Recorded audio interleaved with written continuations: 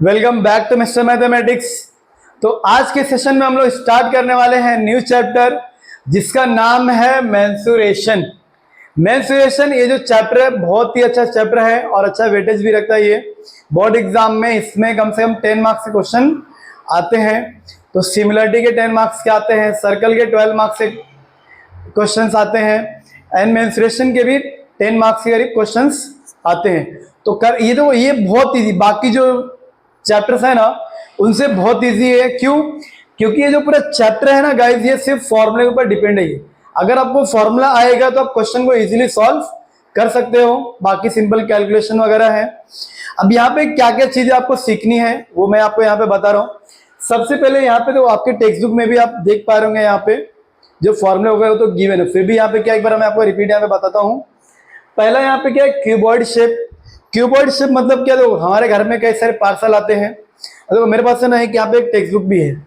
अगर ये text book भी आप देखोगे ना तो ये भी समझो क्यूबॉइड शेप में है।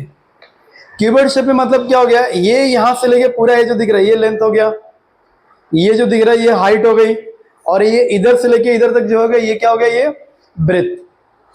क्यूबॉइड मतलब क्या हो गया, एक तरह का रेक्टेंगल जिसमें लेंथ होता है ब्रेथ होता है, जिसमें लेंथ होता है ब्रेथ होता है, जो रेक्टेंगल टाइप में होता है। और ये सब जो हम लोग फिगर पढ़ रहे इसको बोलते हैं 3D फिगर। 3D फिगर मतलब किसी भी एंगल से देखो तो सेम टू सेम दिखेगा, तो क्या होता है 3D फिगर।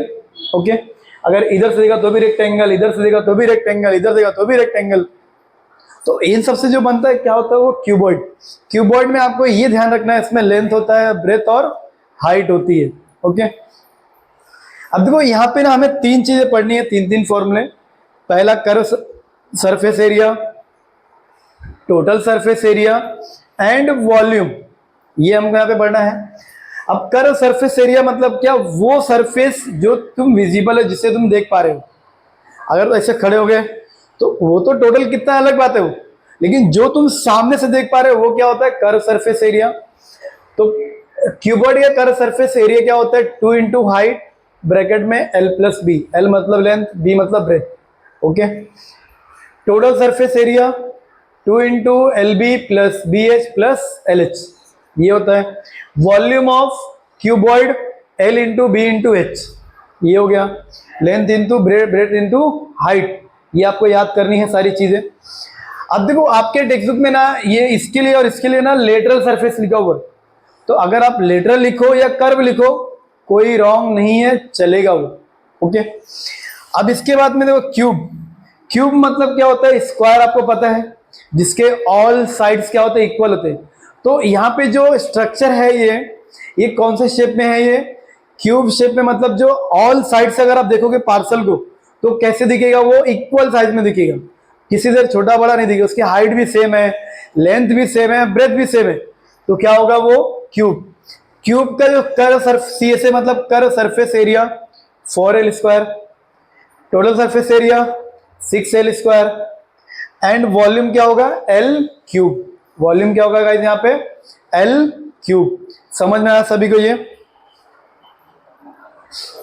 अब जैसे कि सपोज करो अगर यहाँ पे ये जो भले ही क्यूबॉइड शेप में है, ओके, लेकिन समझो ये अगर क्यूबॉइड शेप में नहीं है, कौन से शेप में, क्यूब शेप में है, तो टोटल सरफेस कितना हो गया, 1 2 3 4 5 6, इसके लिए 6L स्क्वायर।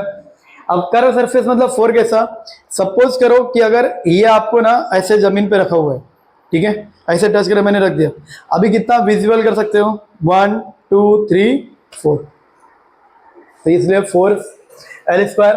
वॉल्यूम क्या होगा, L क्यूब।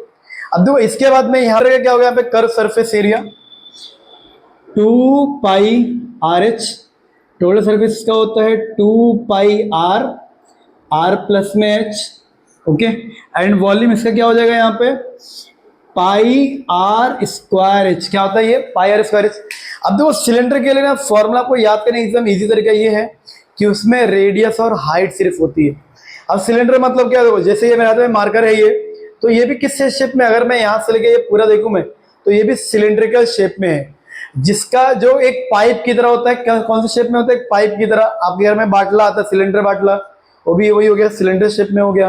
ओके, तो ये सारे फॉर्मूले क्या करने हैं आपको, याद करके रखना है। ओके, इसको कॉपी करो, बाकी और भी तीन है वो भी मैं आपको लिख के देता हूं। डन। तो आ जाओ अभी रिमेनिंग 3 फॉर्मूले पे। यहाँ पे रिमेनिंग 3 फॉर्मूले यहाँ पे क्या है, कोन। कोन सभी ने बचपन से खाया, आइसक्रीम तो खाते हैं हम लोग कोन शेप वाली, तो वो ये समझो इसके बारे में यहाँ पे है। अब देखो यहाँ पे ना, जो यहाँ पे फिगर में आपको सबसे पहले आपको फिगर खाना, किसका फिगर कैसा होता है कोन का। ओके, अब तो ये क्या है, रेडियस है, क्योंकि ये अपना सर्कल शेप में होता है तो रेडियस यहाँ पे आ जाएगा। और ये जो हाइट होती है, जो परपेंडिकुलर हाइट होती है, ये क्या होती है, h। और ये जो तिरछी हाइट दिख रही है ना आपको, इसको बोलते हैं स्लैंट हाइट, जो होता है l। और अगर आपको l निकालना है तो वो क्या होता है, √h² प्लस r²। क्यों ऐसा, क्योंकि अगर ये परपेंडिकुलर, अगर ये हाइट है, ये तो 90 होगा, तो इसमें अगर पाइथागोरस थ्योरम लगाओगे तो ये क्या होगा, हाइपोटेनियस। हाइपोटेनियस मतलब l² इज इक्वल टू क्या होगा, h² plus r²। l² is equal to क्या होगा, h² प्लस r²। अगर स्क्वायर रूट लोगे l इज इक्वल टू क्या होगा, ये रूट में आ जाएगा ना। ओके, अब जो कर्व सरफेस एरिया क्या होता है, पाई R L.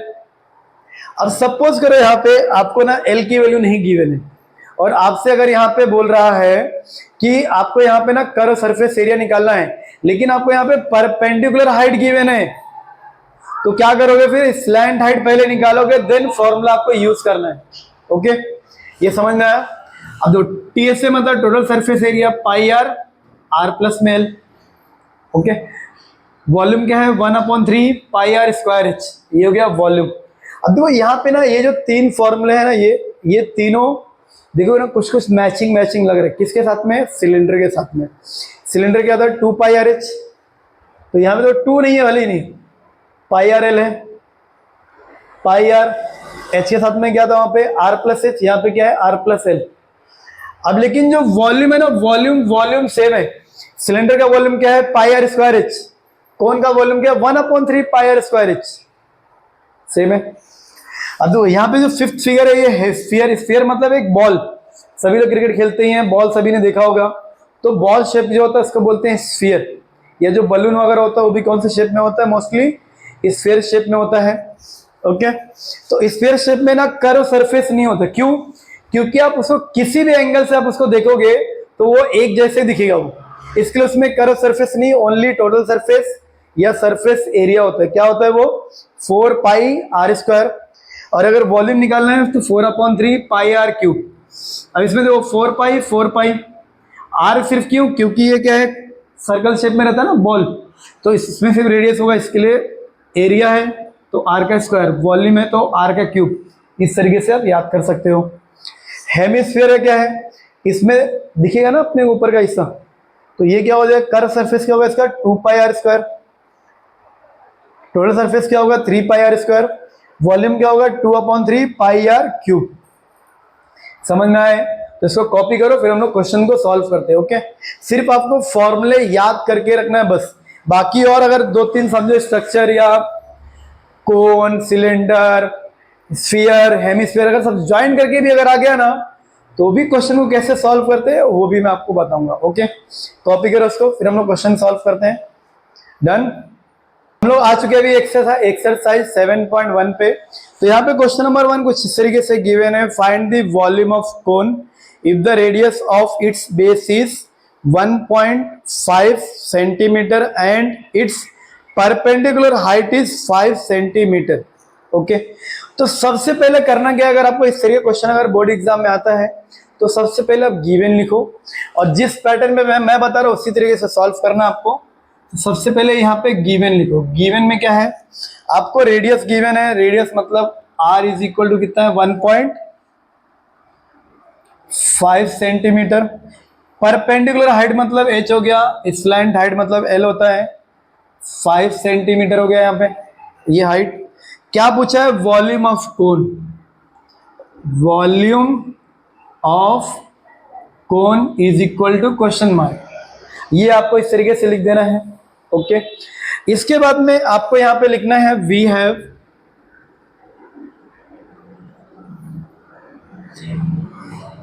Volume of cone. Volume of cone क्या होता है, 1/3 पाई r² h। देख लो, चेक कर लो, फॉर्मूले में लिखा है हमने वहां पे। क्या होगा इसका 1/3 पाई आर स्क्वायर एच।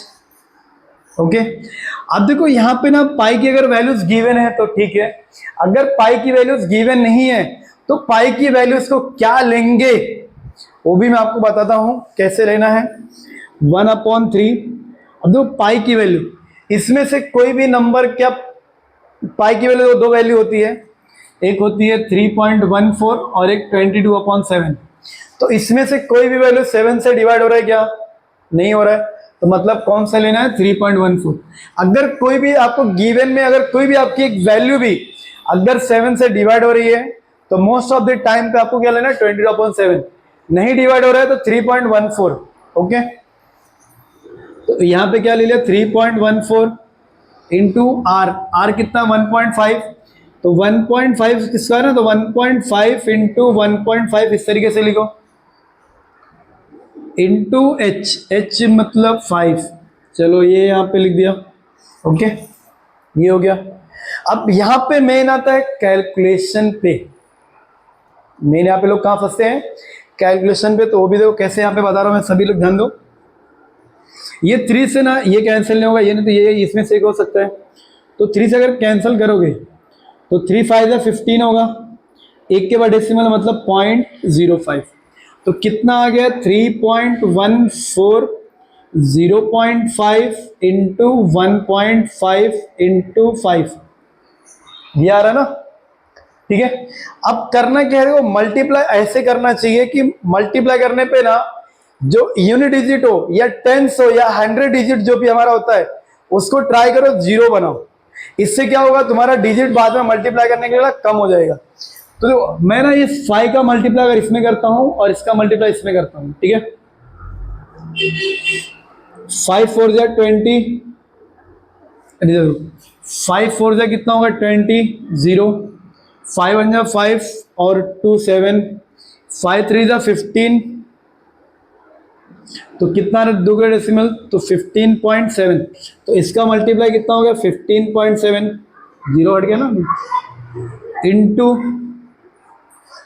15 फायदा कितना होता है? 75, 15 फायदा 75, तो यहाँ पे 75 लिखो। लेकिन 1 और 2, 2 के बाद डेसिमल तो 1 2, तो यहाँ पे डेसिमल तो यहाँ पे 0, ये हो गया। अब इसका मल्टीप्लाई यहाँ पे कर देना है। तो मल्टीप्लाई अगर करेंगे यहाँ पे तो क्या है? 157 का मल्टीप्लाई किसमें करना है? 7 5 में। तो 5 7 जा 35, 3 5 5 जा 50, सॉरी 5 5 जा 25 और ये 3 28, 2 5 1 जा 5 और 2 7, 7 7 जा 49, तो यहाँ पे कैरी कितना होएगा फिर? 4, 7 5 जा 35, 35 और 4 9, 39 कैरी, 7 1 जा 7 और 3 10, 5 9 और 8 17, 9 और 7 16, 1 कैरी 17, 1 1, कितना आ गया यहाँ पे? 1 1 7 7 5, ये इतना आ गया। अब देखो 2 और ये 3, तो 3 के बाद डेसिमल मतलब यहाँ पे आ जाएगा। फिर अगर 3 के बाद डेसिमल मतलब यहाँ पे आ जाएगा ना, और यूनिट यहाँ पे क्या है? सेंटीमीटर, तो यहाँ पे लिखो सेंटीमीटर। लेकिन अगर हम लोग वॉल्यूम निकालेंगे तो वॉल्यूम हम लोग किसमें यूज करते हैं? क्यूब में। और अगर एरिया निकालेंगे तो एरिया किसमें मेजर करते हैं? स्क्वायर में। तो ये क्या हो जाएगा? Centimetre cube. अब देखो यहाँ पे अगर आप चाहो तो इसको 8 भी कर सकते हो। क्यों? क्योंकि इसके बाद का नंबर 5 से बड़ा है, 8 भी कर सकते हो तो भी चलेगा। अब यहाँ पे लास्ट में क्या लिखना है? वॉल्यूम ऑफ कोन कितना आ गया? वो 11.775 सेंटीमीटर क्यूब। अब हो सकता है आपके डायस में यहाँ पे 11.8 गिवन हो, ये भी आंसर राइट। अभी 8 कैसे आएगा? अगर इस पॉइंट के बाद का जो डिजिट है, अगर उसके बाद का जो नंबर है अगर वो 5 से बड़ा है तो पहले वाला जो नंबर होता है ना उसमें हम लोग 1 को प्लस करते हैं, तो क्या हो जाएगा? ये 8 हो जाएगा। बाकी क्वेश्चन को कॉपी करो यहाँ पे, ये रफ वर्क है ये। डन। तो आ जाओ अभी यहाँ पे क्वेश्चन नंबर 2 पे। यहाँ पे क्वेश्चन नंबर 2 में यहाँ पे क्या गिवन है? Find the volume of sphere of diameter 6 centimetre. तो यहाँ पे गिवन में मैं क्या लिखता हूँ? यहाँ पे गिवन में सबसे पहले क्या गिवन है, डायमीटर कितना है 6 सेंटीमीटर, इसका मतलब रेडियस कितना हो जाएगा 3 सेंटीमीटर, देयरफॉर क्योंकि मुझे रेडियस चाहिए ना, ये हो गया यहाँ पे। और क्या पूछा है, volume of sphere, so volume of sphere is equal to question mark, volume of sphere यहाँ पे क्या हो जाएगा क्वेश्चन मार्क। तो सबसे पहले अगर आप फॉर्मूला लिख रहे हो ना गाइस, तो आपको लिखना चाहिए वी हैव हमेशा। तो यहां पे क्या लिखो, सबसे पहले we have volume of sphere is equal to, volume का एक दूसरा नाम भी होता है कैपेसिटी, ठीक है। वॉल्यूम ऑफ स्फीयर क्या होता है 4/3 पाई आर क्यूब। अगर ये वॉल्यूम ऑफ हेमिस्फीयर पूछता 2/3 पाई आर क्यूब, बस इतना ही डिफरेंस है। तो अभी वैल्यूज को पुट कर दो 4/3। अब पाई की वैल्यू क्या लेंगे, इसमें से कोई भी वैल्यू डिवाइड हो रहा है क्या, ये जो 3 है 7 से डिवाइड हो रहा है क्या, नहीं, तो क्या लेना है यहाँ पे 3.14।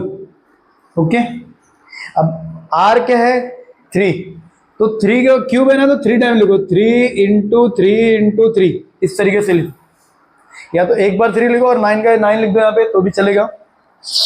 तो ये 3 से ना ये 3 कैंसिल हो गया, 3 3 जा 9 हो गया यहाँ पे, 3 3 जा 9 हो गया, 9 4 जा 36, तो यहाँ पे क्या हो रहा है 36 × 3.14, तो यहाँ पे मल्टीप्लाई करते कितना आ रहा है 3.14 × 36, 6 4 जा 24, 4 तो 6 1 जा 6 और 2 8, 6 3 जा 18, 3 4 जा 12, 2 1 3 1 जा 3 और 1 4 हो गया यहाँ पे, 3 3 जा 9, 4 0 8 और 4 कितना हो जाएगा 12 और एक कैरी 13, 9 और एक 10 और एक 11 कितना हो गया यहाँ पे 11304, कितने में डेसिमल है 2, तो मतलब 113.04 सेंटीमीटर क्यूब, ये क्या हो गया वॉल्यूम ऑफ स्फीयर।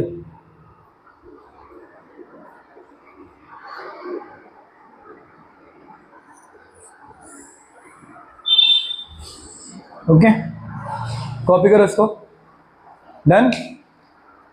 आज अभी यहाँ पे क्वेश्चन नंबर 3 पे, क्वेश्चन नंबर 3 यहाँ पे क्या बोला है, find the total surface area of cylinder if its radius of base is 5 centimetre. मतलब यहाँ पे गिवन क्या है, हमें यहाँ पे इस तरीके से लिखना है, गिवन रेडियस गिवन है 5 centimetre, height is 40 centimetre, height कितना है 40 सेंटीमीटर। क्या पूछा है, total surface area of cylinder, यानी कि total surface area of cylinder is equal to question mark.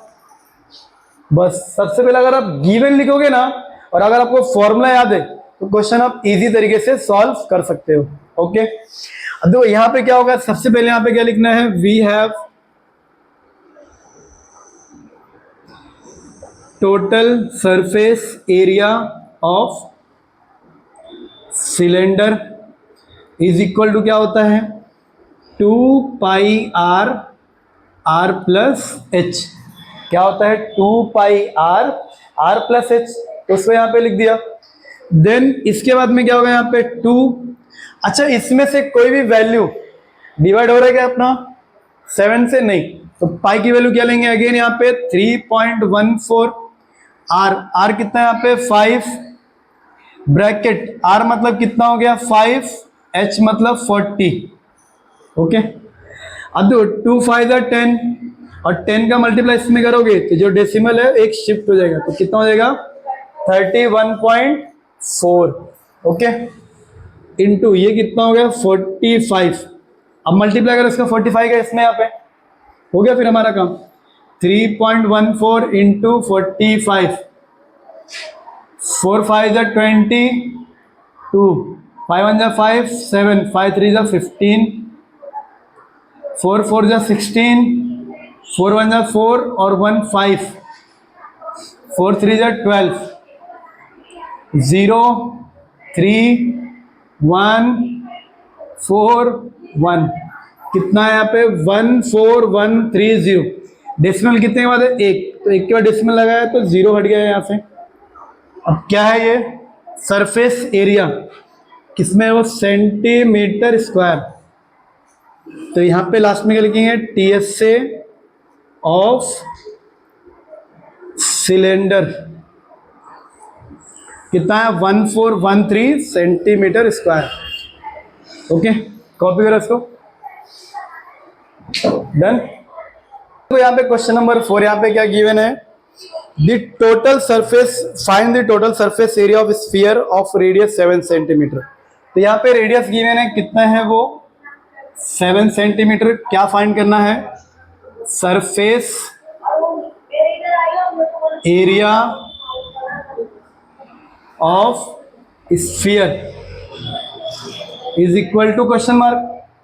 Okay, तो ये क्वेश्चन मार्क यहाँ पे हो गया अगर, तो यहाँ पे सबसे पहले क्या लिखेंगे, वी हैव सरफेस एरिया या फिर total surface area of sphere क्या होता है ये 4 पाई आर स्क्वायर 4। अब देखो ये ना 7 से डिवाइड हो रहा है, तो यहाँ पे क्या लेंगे पाई की वैल्यू 22/7। आर मतलब क्या हो गया 7 इंटू 7, ये कैंसिल हो गया। 7 4 जा कितना होगा 28 इंटू 22, मल्टीप्लाई करो यहाँ पे 28 22, 2 8 जा 16, 56 65 616, तो कितना आएगा ये 616। क्या है एरिया, एरिया मतलब क्या हो जाएगा सेंटीमीटर स्क्वायर। कॉपी करो इसको, डन। अभी यहाँ पे जो 5th क्वेश्चन यहाँ पे गिवन है, the dimension of cuboid are given, कितना है 44 21 12। तो समझो अगर मैं यहाँ पे गिवन लिखता हूँ अगर, ठीक है, तो L मैंने यहाँ पे कितना लिखा 44 सेंटीमीटर, B मैंने यहाँ पे कितना है यहाँ पे 21 सेंटीमीटर, हाइट कितना है यहाँ पे 12 सेंटीमीटर, एंड यहाँ पे ना हाइट गिवन है, cone of height, cone of height कितना गिवन है वो 24 सेंटीमीटर, ये गिवन है। आपको क्या पूछा है, रेडियस पूछा है, आर की वैल्यू पूछा है, ये कितनी होगी यहाँ पे, ठीक है। सबसे पहले यहाँ पे मैं आपको क्या बताना चाहता हूँ कि अगर कोई भी चीज़, आप अगर कोई भी चीज़ जैसे कि समझो अगर ये मेरे पास यहाँ पे क्या मार्कर है, अगर मैं इसको मेल्ट करके या कुछ भी करके मैं इसको अगर दूसरा शेप अगर मैं दे रहा हूँ, कुछ भी मैं चेंजेस अगर नहीं कर रहा हूँ, ठीक है, तो यहाँ पे सिर्फ चेंज क्या होता है, वॉल्यूम चेंज होता है। मतलब चेंज मतलब क्या हो गया, वॉल्यूम क्या होगा इक्वल, शेप अलग होगा लेकिन जो उसकी कैपेसिटी होगी, जो उसकी वॉल्यूम होगी वो क्या होगा, सेम होगा यहाँ पे। तो करना क्या यहाँ पे, हमें दोनों का वॉल्यूम यहाँ पे लिखना है। तो यहाँ पे लिखेंगे we have volume of cuboid is equal to, ये क्या होगा volume of cone, volume of cone मतलब दोनों का जो वॉल्यूम होगा क्या होगा बराबर होगा यहाँ पे। तो वॉल्यूम ऑफ क्यूबॉइड क्या होता है L into B into H is equal to, volume of cone क्या होता है 1/3 pi R square H. Okay, ये हो गया यहाँ पे। अब जो जो वैल्यूज गिवन उसको पुट करो। L कितना है 44 21 12 1/3, पाई की वैल्यू यहाँ पे लो 22/7, आर क्या है, आर फाइंड करना है यहाँ पे H 12। ओके, ये यहाँ पे इतना हो गया। अब इसके बाद में यहाँ पे क्या करना है, ये जो आर को छोड़ के जितनी वैल्यूज है ना उसको ये साइड में ले लो, तो कट पीट करो आगे बढ़ो फिर, ठीक है। तो ये 44 इंटू 21 इंटू 12, अब ये डिवाइड में है, ये भी डिवाइड में है, तो ये मल्टीप्लाई में हो जाएगा। ओके, ये इतनी चीजें क्या हो गई यहाँ पे मल्टीप्लाई में। हाइट कितना है यहाँ पे 24 है, इसकी हाइट कितनी है 24। ओके, अब ये जो मल्टीप्लाई में 22 और 24 ये डिवाइड में आ जाएगा यहाँ पे, मतलब 22 into 24 is equal to R square. Okay, अब करने के वो यहाँ पे देयर फोर डिवाइड हो 22 1 जा 22 2 जा। ओके, ये हो गया। अब देखो ये 12 1 जा 12, 12 2 जा 24, 2 1 जा 2, 2 1 जा 2, क्या बचा 21 और ये 3 7 21।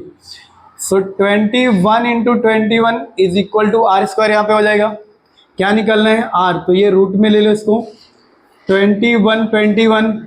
सो आर विल भी कितना होगा यहाँ पे 21 सेंटीमीटर। तो radius of base of cone क्या होगा यहाँ पे, तो या फिर रेडियस ऑफ कोन यहाँ पे कितना है 21 सेंटीमीटर। कॉपी करो उसको यहाँ पे, डन।